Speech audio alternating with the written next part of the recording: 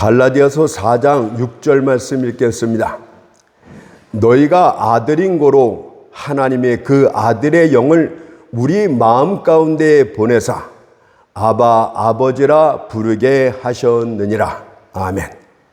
오늘은 이 말씀을 통하여 양자와 부르짖음, 이런 제목으로 하나님의 말씀을 살펴보도록 하겠습니다. 양자와 부르짖음. 오순절날 성령께서 이 땅에 공식적으로 강림하셨습니다. 사도행전 2장 1절 3절을 보십시오. 오순절날이 이미 이름에 저희가 한 곳에 모였더니 호련히 하늘로부터 급하고 강한 바람 같은 소리가 있어 저희 앉은 온 집에 가득하며 불의 혀같이 갈라지는 것이 저희에게 보여 각 사람 위에 임하여 있더니, 성령 강림은 예수 그리스도의 약속 성취이기도 합니다. 요한복음 16장 7절을 보니까 내가 떠나는 것이 너희에게 유익이라. 내가 떠나가지 아니하면 보혜사가 너희에게로 오시지 아니할 것이요 가면 내가 그를 너희에게로 보내리니. 성령 강림은 예수 그리스도께서 십자가의 죽으심으로 구속사건을 완성하셨기 때문에 이루어질 수 있었습니다. 그것을 히브리서 11장 12절에서 말씀합니다. 오직 그리스도는 단 한 분, 예수가 그렇게 하셨다, 이 뜻입니다. 오직 그리스도는 죄를 위하여 한 영원한 제사를 드리시고 하나님 우편에 앉으사, 하나님 우편에 앉으셨다는 말의 의미가 그것 아니겠습니까? 구약의 모든 제사장들은 항상 매일같이 서서 제사를 드렸습니다. 이것은 그들이 황소나 염소의 피를 드리는 속죄 제사가 언제든지 죄를 없이 할 수 없었기 때문입니다. 하지만 그리스도께서는 십자가의 제단 위에서 자신의 몸을 속죄 제물로 드리심으로 구속사건을 완성하셨기 때문에 하나님 보좌 우편에 앉으셨던 것입니다. 그리고 성령께서는 그리스도께서 이루신 구속사건을 각 사람에게 적용시키기 위하여 오순절날에 이 땅에 강림하셨던 것입니다. 다시 말씀을 드릴 것 같으면 그리스도께서 위하여 죽으신 영혼들을 다 찾으시기 위하여 강림하셨던 것입니다. 성령께서는 창세전에 택한 하나님의 백성들을 다 찾으시면 또 예수의 피로 구속함을 입을 모든 영혼들을 다 찾을 때까지, 예수가 재림할 때까지 그 일을 행하실 것입니다. 오순절날에 강림하신 것은 이 같은 예표적인 의미가 있습니다. 오순절날은 주께서 하늘로 승천하신 후 10일째 되는 날, 다시 말해 부활로부터는 50일째 되는 날이 되겠습니다. 오순절은 수확에 대한 감사 축제입니다. 그날에는 하나님 앞에서 레위기 23장 17절의 말씀처럼 떡 2개를 가져다가 흔들며라고 요제를 드렸습니다. 여기서 떡 하나는 유대인을 뜻하고 다른 떡 하나는 이방인을 뜻하는 것입니다. 성령 강림으로 인하여 하나님의 구원의 은총이 유대인을 넘어서 이방인들에게, 모든 족속들에게 펼쳐 나갈 것임을 상징적으로 구약이 가르쳐 주었습니다. 또한 이것은 주께서 여러분 모두에게 준 지상 명령이기도 했습니다. 마태복음 28장 18절 19절을 보십시오. 예수께서 나와 일러 가라사대 때 하늘과 땅의 모든 권세를 내게 주셨으니 그러므로 너희는 가서 모든 족속으로 제자를 삼아 아버지와 아들과 성령의 이름으로 세례를 주고, 이것이 여러분들에게 주신 지상 최대의 명령이 되겠습니다. 따라서 모든 그리스도인들이여, 이방인들이 지금 죽어가고 있습니다. 여러분은 저들로 죽게 그냥 내버려 두실 것입니까? 과연 값없이 구원함을 얻은 여러분들이 침묵을 지켰어야 되겠습니까? 주께서 가서 모든 족속으로 제자 삼으라고 명령하셨는데 어찌하여 먹고 마시고 잠자는 일만 계속하고 있는 것입니까? 이제 일어나 마음의 띠를 동이십시오. 그들에게 나아가 복음을 가르쳐 지키게 하십시오. 설명하고 말해주고 알려주어야 됩니다. 그렇게 함으로써 저들을 무지의 암흑에서 건져내고 계시의 빛을 비춰주어야만 합니다. 복음 전파를 위해서 나아가십시오. 먼 곳까지 나갈 수 없다면 가까운 데서 이웃에게 복음을 가르치십시오. 지식이 많은 자든 철학자 모두에게 복음을 가르쳐서 저들이 어린아이같이 되게 하십시오. 그렇지 않으면 저들은 하늘나라에 들어갈 수 없기 때문입니다. 저들과 논쟁하지 말고 토론하지 말고 예수의 이름을 가르치고 예수의 복음을 증거하면 됩니다. 그리스도께서 고난당하시고 피 흘려 죽으셨지만 이제는 하늘과 땅의 모든 권세를 가지신 절대 주권자라고 선포하십니다. 하늘과 땅의 모든 권세는 절대 주권자의 권세를 말하는 것 아닙니까? 전능성을 의미하는 것 아닙니까? 창조할 권세, 창조한 모든 것들을 유지할 권세, 창조한 모든 것들을 파괴할 권세가 그것입니다. 열면 닫을 자가 없고 닫으면 열 자가 없는 권세가 바로 그것입니다. 그런데 무엇이 두렵습니까? 복음 전파를 하러 나가십시오. 주님께서 문을 여실 것입니다. 주님이 닫으면 누구도 열 수가 없습니다. 그런데 무엇이 두렵고 무엇이 낙심된단 말입니까? 세상 왕들과 세상 방백들이 여러분들의 복음 전파를 막을 권리가 없습니다. 이는 하늘과 땅의 모든 권세가 그리스도인인 여러분들과 함께하기 때문입니다. 이제 시온에 따른 교회는 성도들은 어느 곳이나 모든 곳에 갈 권리가 있습니다.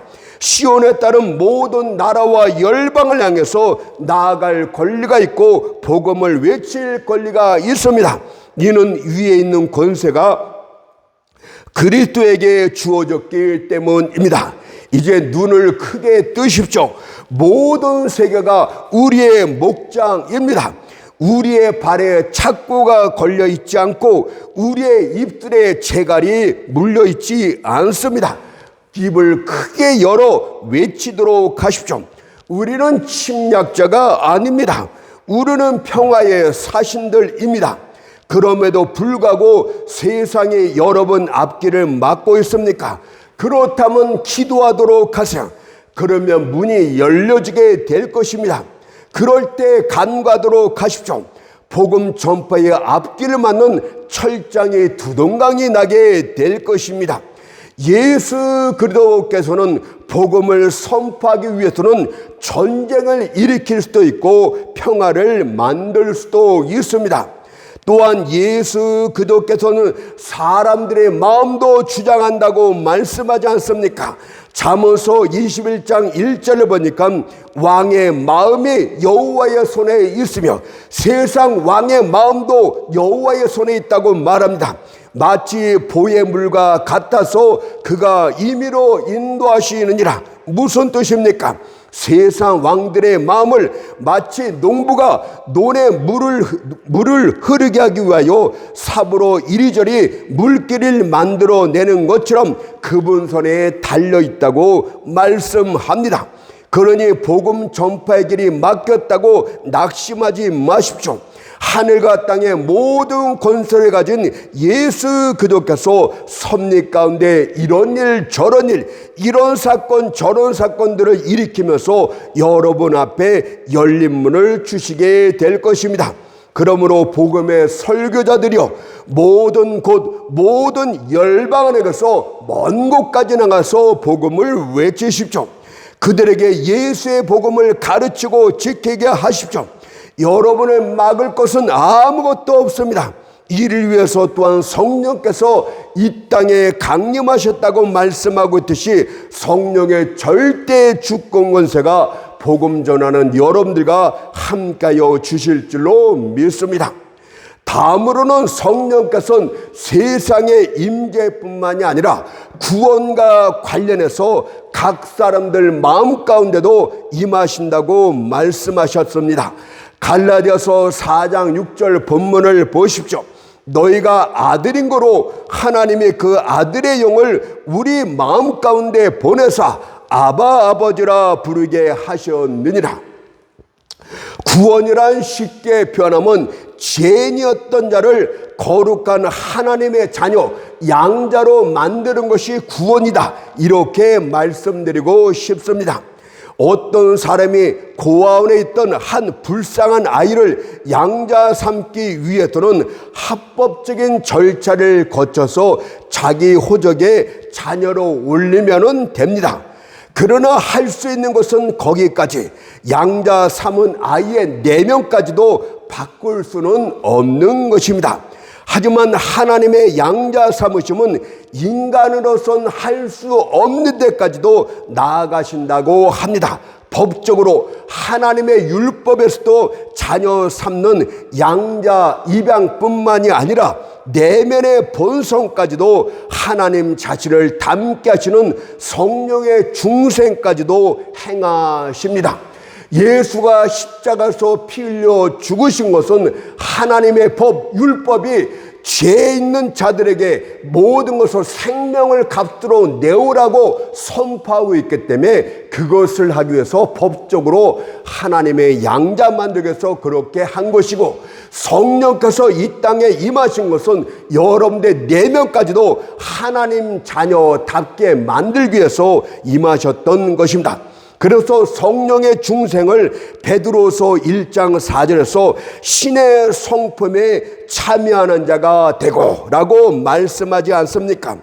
양자와 중생, 이 두 가지가 하나님의 자녀되는 법입니다. 양자는 법적 의미로서 하나님의 율법적인 면에서 우리들에게 하나님 자녀의 특권을 주는 것이라면, 중생은 실질적인 의미로서 우리에게 하나님 자녀의 본질을 주는 것입니다. 그렇다면 먼저 양자에 대해서 잠깐 말씀드리겠습니다. 앞에 절 갈라디아서 4장 4절 5절을 보십시오. 때가 참에 하나님이 그 아들을 보내사 여자에게서 나게 하시고 율법 아래 나게 하신 것은 율법 아래 나게 하신 이유가 있어요. 율법을 완성시키기 위해서, 율법 아래 있는 자들을 속량하시고 우리로 아들의 명분을 얻게 하려 하심이라고 말씀합니다. 아들의 명분을 얻게 하셨다는 것은 법적으로 하나님의 율법 면에서 하나님의 양자로 삼았다는 뜻입니다. 그리고 그것은 하나님의 독생자 예수 그리스도의 속량으로, 그분이 피 흘려 죽으심으로 율법으로 법적으로 완성시켰다는 것을 가르쳐 줍니다. 따라서 누구든지 어떤 죄인이든 예수를 믿기만 하면 하나님은 그를 의롭다고 칭하십니다. 칭한다고 말해요. 이것을 바로 이신칭이라고 말합니다.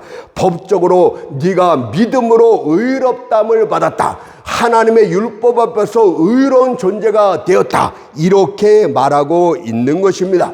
로마서 3장 23, 24절이 그것 아닙니까? 모든 사람이 죄를 범하였음에 하나님의 영광에 이르지 못하더니 그리스도 예수 안에 있는 구속으로 말미암아 하나님의 은혜로 값없이 의롭다 하심을 얻은 자 되었느니라. 율법 앞에 자유한 자가 되었다고 선포를 합니다. 만일 여러분이 예수를 믿기만 하면 여러분이 유대인이든 이방인이든 종이든 자유인이든 여러분은 하나님의 율법적으로 하나님의 자녀가 됩니다. 비록 그 믿음이 아주 작은 것이랄지라도 참된 믿음이라면 여러분의 이름은 하늘에 있는 위대한 가족 명부인 생명책에 기록되어질 것이 하나님이 말씀하신 약속입니다. 그러나 그리스도에 대한 믿음이 없다면 그런 것들은 소리나는 구리와 괭가리에 불과합니다. 믿음은 두 사람의 공동된 토대가 됩니다. 함께 나아가는 것이 믿음이라고 할 수 있겠습니다. 하나님께서 예수를 향해서 마태복음 3장 17절에서 이는 내 사랑하는 아들이요 내 기뻐하는 자라고 선포하였습니까? 그것을 믿는 것이 구원받을 만한 믿음이 되는 것입니다. 하나님께서 그의 독생자를 요한일서 4장 10절에서 우리 죄를 위하여 화목제로 그 아들을 보내셨음이라고 선포했습니까? 그것을 믿는 것이 바로 구원받는 믿음이 되겠습니다. 만일 여러분이 성경에 나타난 하나님의 증거를 믿지 못하면 여러분은 하나님과 함께 할 수가 없습니다. 신천을 다리는 자와 검은 숯을 다루는 자는 함께할 수 없는 것입니다. 이는 검은 숯을 다루는 자가 만지는 모든 천들은 다 더러워지기 때문입니다. 여러분은 예수를 믿는데 무슨 증거가 더 필요하단 말입니까? 찌릿찌릿한 어떤 감정, 어떤 체험이 있어야 되겠습니까? 그렇지 않습니다. 성경에 나타난 하나님의 증거를 믿을 때 구원함을 얻는 것입니다. 하나님께서 이가 바로 내가 보낸 구원자라고 선포하셨다면 그것을 믿으면 구원함을 받습니다.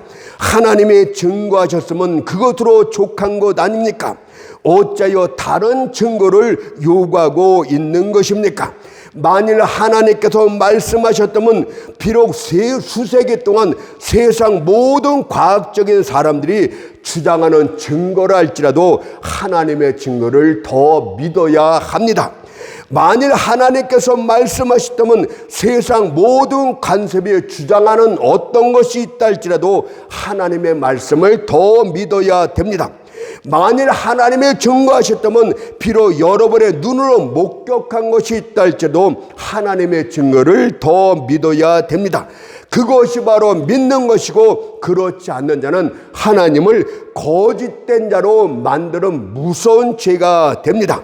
그것을 요한일서 5장 10절이 말합니다. 하나님을 믿지 아니하는 자는 하나님을 거짓말하는 자로 만드나니 이는 하나님께서 그 아들에 관하여 증거하신 증거를 믿지 아니하였습니다. 여러분들 은사를 받고 체험을 받고 중요한 것이 아니요 성경에 나타난 하나님의 그 아들에 대해서 선포한 증거를 믿지 않으면 구원 얻을 방법은 하나도 없습니다. 두 번째 살펴볼 내용은 성령의 중생이 되겠습니다. 갈라디아서 4장 6절에 보니까 너희가 아들인 고로 하나님의 그 아들의 영을 우리 마음 가운데 보내사 아바 아버지라 부르게 하셨느니라. 여러분들의 믿음으로 하나님의 자녀가 되었다면 그 아들의 영을 우리 마음 가운데 보내서 아바 아버지라 부르게 하는 실질적인 역사를 일으켜 주시겠다고 말씀합니다. 중생은 단 한 사람의 예의함도 없이 다 필요합니다. 왜냐하면 모든 사람들이 에베소 2장 3절에 보니까 본질상 진노의 자식들이라고 선포하고 있기 때문입니다. 첫 인류의 대표자 아담이 범죄하였을 때 아담의 원죄, 바로 본질적인 죄성이 모든 사람들에게 전가되어졌기 때문에 중생은 절대적으로 모든 이에게 필요합니다. 다인 역시도 이런 비참한 처지를 이렇게 고백했습니다. 시편 51편 5절을 보니까 내가 죄악 중에 출생하였으며 모친이 죄 중에 나를 잉태하였나이다. 따라서 사람들은 새롭게 태어나는 중생 거듭남이 절대적으로 필요합니다. 하나님을 닮은 새 성품이 마음 가운데 심겨져야 됩니다. 방언이 증거가 아니에요. 방언이 하나님 앞에 구원받은 증거가 아닙니다.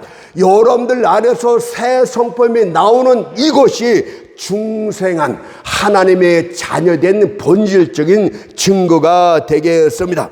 따라서 비록 진리에 대한 열렬한 탐구자라 할지라도, 신학 박사 학위를 가던 자라 할지라도, 성경의 심오한 진리를 전달할 수 있는 언변을 가진 자라 할지라도 그가 거듭나지 아니하면 천국에 들어가지 못합니다. 그래서 예수님께서 이렇게 말씀하셨던 것이에요. 요한복음 5장 39절 40절을 보세요. 너희가 성경에서 영생을 얻는 줄 생각하고 성경을 상고하거니와 이 성경이 곧 내게 대하여 증거하는 것이로다. 그러나 너희가 영생을 얻기 위하여 내게 오기를 원하지 아니하는도다. 여러분, 요즘 다락방이니 성경 공부해도 성경만 아주 그냥 지식적으로 공부하면 모든 것이 다 끝난 것으로 생각하는데 천만의 말이에요. 성경 말씀까지 성령이 함께하지 않고 성령이 거기서 기름 부음의 역사가 나타나지 않으면 성경 말씀도 죽은 문자 이해는 아무것도 아닙니다. 성경을 깊이 상고해도 예수께 나오는 자가 하나도 없었다고 말씀하고 있지 않습니까? 여러분들께도 성경 공부 다락방이니 뭐니 거기에 쫓았는데 뭐가 문제고 뭐가 잘못됐느냐, 성경에 무슨 문제가 있느냐 이렇게 대들지만 성령이 없기 때문에 문제가 되는 것이에요. 성경 공부 자체로는 구원 얻을 자가 하나도 없다고 말합니다. 여러분들은 중생을 해야 됩니다. 거듭나야 됩니다. 하나님을 닮은 거룩한 성품이 심겨져야 되고 이것이 나타나야 되는 것입니다. 성경을 연구하는 것만은 구원받기에 합당치 않습니다. 규칙적으로 개인 경건 시간을 갖고 계속해서 공중 예배를 참석한다 할지라도 거듭나지 못했다면 여러분들은 구원받지 못합니다. 거듭남은 성령의 절대 주권의 역사입니다. 그런데 왜 교회가 성령에 대해서 말하지 않습니까? 여러분, 성경 공부만 가르치는 이단들을 보면은 성령에 대해서는 거의 말하지 않아요. 왜? 그들이 이단이고 거짓된 자임을 스스로 증거하기 때문입니다. 성령은 그들과 함께하지 않기 때문에 그들도 성령을 싫어하기 때문에 말할 수도 없고 말하지도 않습니다. 성령의 역사면 그들 자체가 변화되기 때문에 그들은 성령을 말하지 못해요.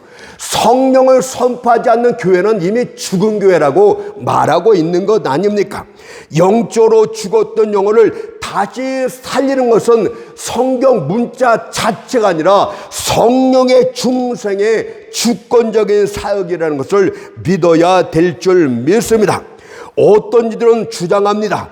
구원은 중생이 먼저고 그 다음에 중생이 먼저다. 죽은 영혼이 깨어나야만 하나님의 말씀을 듣고 믿음을 갖지 않는 것이냐, 그러면서 이야기를 합니다. 중생 다음으로 믿음이 온다, 이렇게 이야기를 합니다.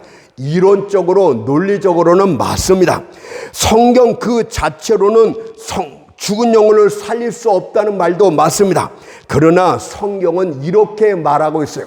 항상 한 곳만 논리적으로 보니까 자꾸 막히고 자꾸 걸리게 되는 거예요. 성경의 에스겔 선지자를 보십시오. 골짜기에 가득한 마른 뼈들을 환상 중에 봅니다. 그때 하나님의 음성이 들려옵니다.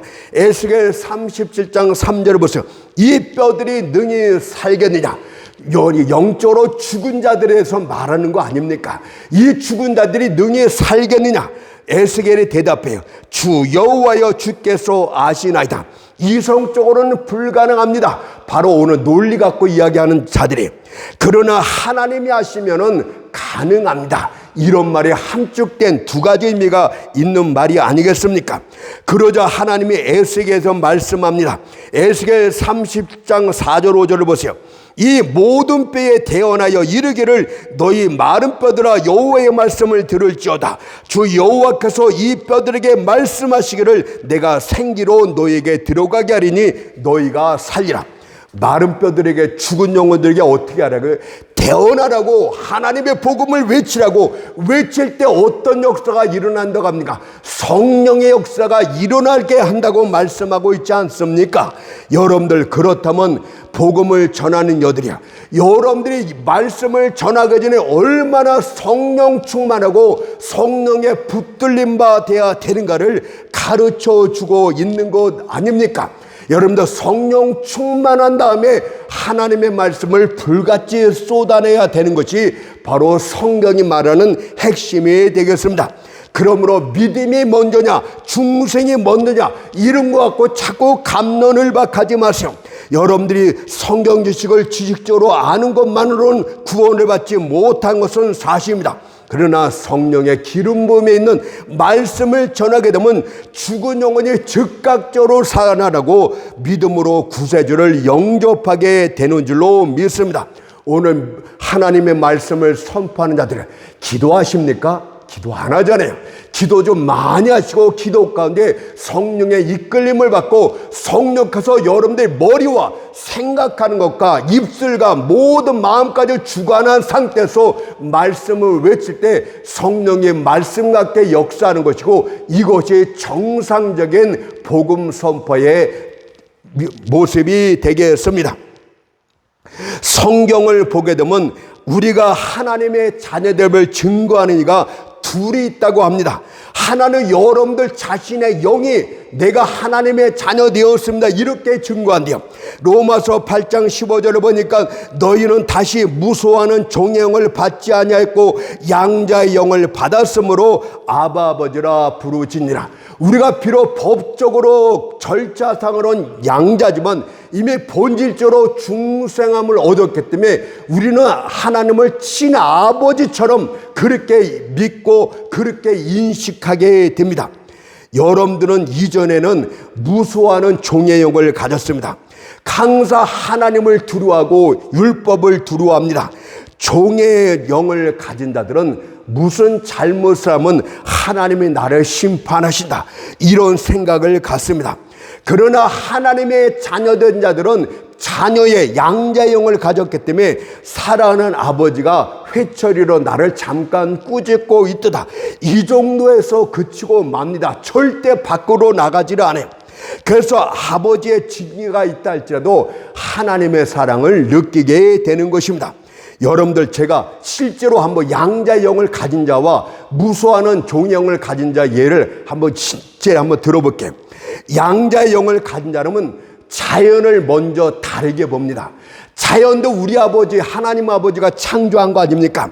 하늘의 별들을 보면서 우리 아버지께서 내 아버지께서 저 모든 별들을 지으셨구나. 정말 솜씨가 대단한데 천둥 번개를 들을 때 사람들은 세상에 종말이 왔구나 지진이 일어나면 이제 세상은 끝이구나 그들은 두려움과 공포 가운데 빠지지만 양자의 영을 가진 사람은 내 아버지가 강력한 감정을 표현하고 있구나 하나님이 우리 아버지가 나를 그래도 지키고 있고 아버지가 행하는 모습이구나 이 정도로 생각합니다. 우리 주님이 바로 그랬어요.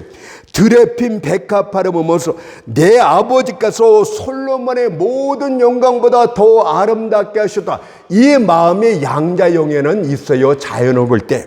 또 공중 나는 새를 보면서 내 천부께서 기르신다고 말하고 있듯이 자연 세계에서 창조주 하나님, 우리 하나님 아버지의 그 손길을 느끼기 시작을 합니다. 그래서 지진이 일어나던 화산이 폭발하던 전쟁이 일어나던 아버지를 생각하고 느끼게 되는 것입니다. 이것은 섭리의 세계에서도 마찬가지예요. 모든 일, 모든 사건, 모든 상황을 주관하시는 하나님의 통치를 보면서 그들은 느끼게 됩니다. 이 일도 우리 아버지가 허락한 일이니까 내가 받아들여야지.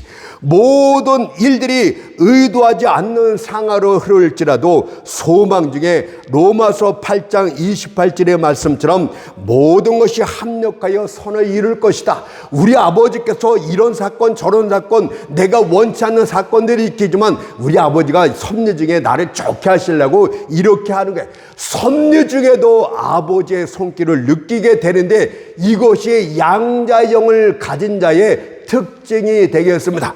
여러분들 그렇습니까? 실질적으로 물어보면 어떻습니까? 여러분들 마음으로 느끼는 것만 간주하는데 실질적인 현실에서 양자의 영을 갖고 있는가를 여러분들 스스로가 성찰해 봐야 되는 것입니다. 또 하나는 성령의 증거로서 여러분들이 양자의 영이 있는지를 알 수가 있대요.